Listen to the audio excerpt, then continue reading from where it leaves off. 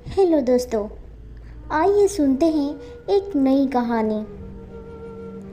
माँ की आखिरी खत। रात के 12 बज चुके थे।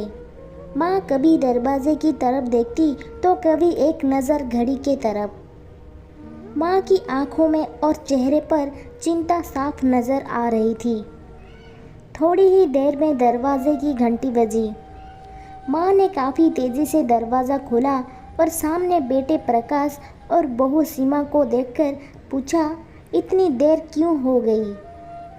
कब से मैं तुम्हारी राह देख रही थी। माँ, मैं अब छोटी नहीं हूँ, तुम मेरी चिंता मत किया करो। प्रकाश घर के अंदर प्रवेश करते हुए बोला। बेटा कितना भी बड़ा हो जाए, माँ के लिए छोटा ही रहता है। चलो छोड़ो, हाथ पैर धो लो, मैं तुम्हारे लिए खाना लगा देती हूँ। माँ ने दरवाजे बंद करते हुए कहा।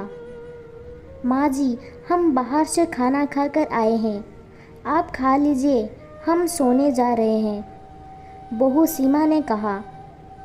लेकिन मैंने तो तुम लोगों की पसंद की खीर बनाई है, आओ थोड़ी थोड़ी खा लो। माँ, तुझे एक बार में समझ नहीं आता क्या? तेरी बहू ने कहा ना, हम बाहर से खाना खाकर आए हैं, क्यों परेशान करती है? जा तू खीर खा ले और सो जा, और हमें भी शांति से सोने दे। माँ अकेले कैसे खीर खा सकती थी और उसे बिना खाए नींद कैसे आ सकती थी, क्योंकि बेटे के इंतज़ार में उसने भी कुछ नहीं खाया था। वो किचन में गई, एक ग्लास पानी पिया और अपने रूम में चली गई। सुबह 10 बजे प्रकाश की आंखें खुली। बाजू में सीमा अभी भी सो रही थी। प्रकाश हॉल में आया तो लैपटॉप के पास रखी एक चिट्ठी पर उसकी नज़र पड़ी। ये चिट्ठी किसकी हो सकती है, ये देखने के लिए उसने चिट्ठी खोलकर पढ़ना शुरू किया। मेरे लाल, तू सोच रहा होगा कि एक ही घर में रहते हुए ये चिट्ठी क्यों? मैं तुम्हें बोलकर भी ये बात बता सकती थी। हाँ, बता सकती थी, अगर तू मेरी बात सुनना चाहता तो। किसी एक्सप्रेस गाड़ी की तरह तू आता है और कुछ ही पलों में निकल जाता है। खैर, वो सब जाने दो। कल तुम्हारा जन्मदिन था, इसलिए मैंने खीर बनाई थी।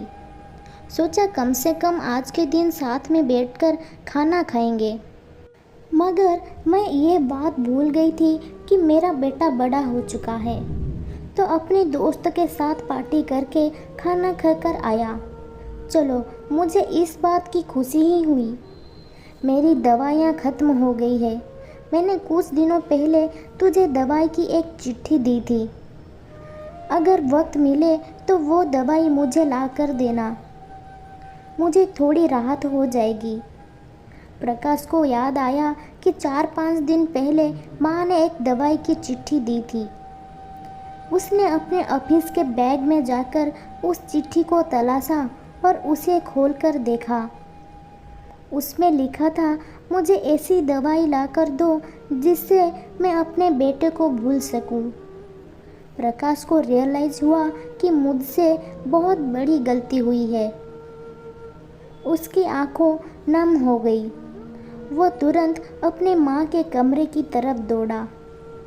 सबसे पहले उठ जाने वाली माँ आज क्यों नहीं उठी थी, देखकर उसे आश्चर्य हुआ। उसने माँ को उठाने की काफ़ी कोशिश की, लेकिन माँ एक गहरी नींद में सो चुकी थी। प्रकाश के पास फूट फूट कर रोने के अलावा और कोई चारा नहीं बचा। तो दोस्तों, ये कहने की ज़रूरत नहीं है कि माँ बाप जीवन में कितने मूल्यवान हैं।